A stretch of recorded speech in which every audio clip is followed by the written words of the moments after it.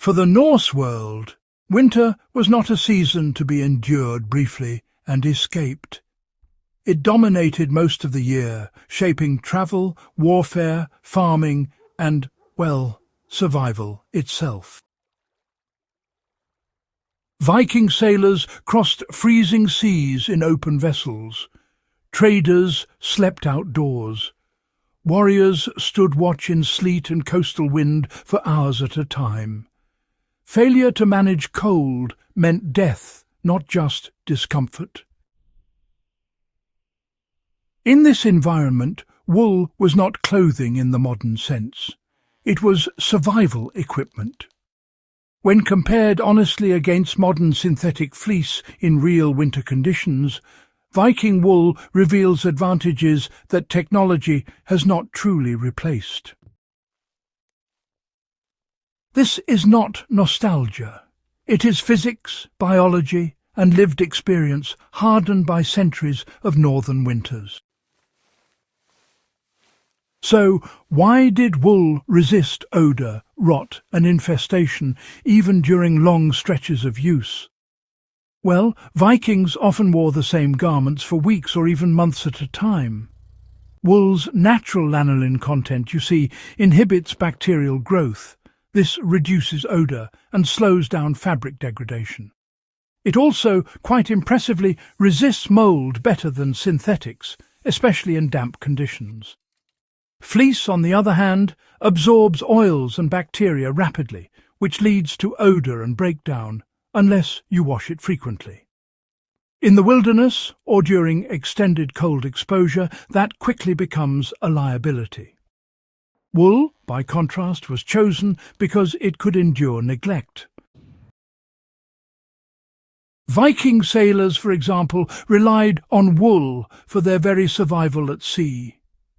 Cold water exposure is, honestly, one of the fastest killers in northern environments.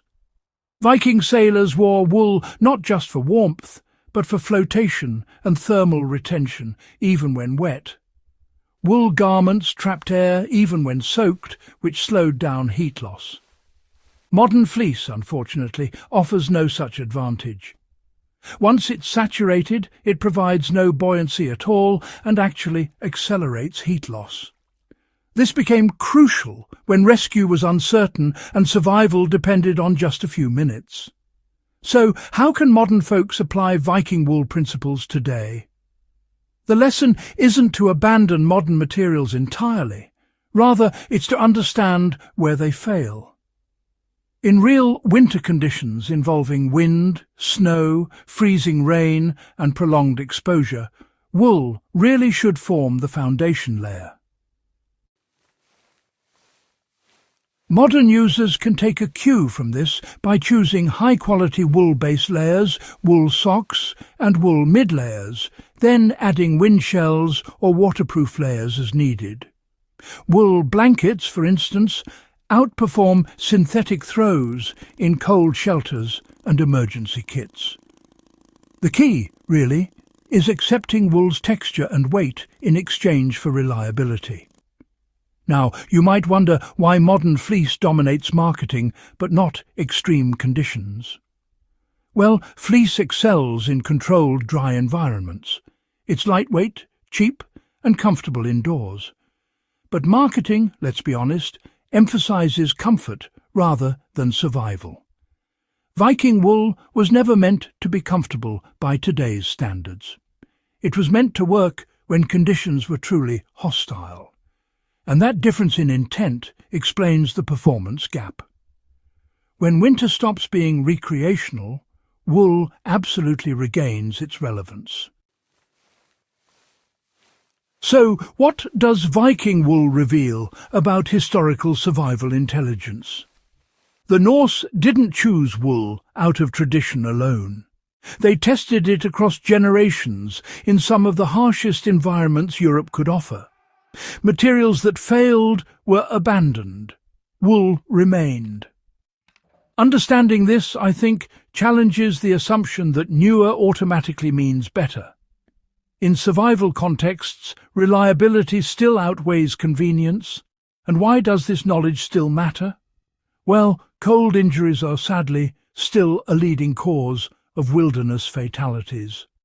Power outages, vehicle breakdowns, and storms continue to trap people in winter conditions. Knowing why wool works can truly mean the difference between endurance and exposure.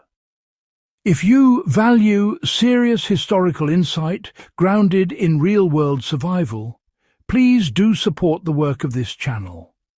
Subscribe to Echoes of Valor, share this guide with fellow history and preparedness enthusiasts, and help ensure these hard-earned lessons from the past remain alive and useful today.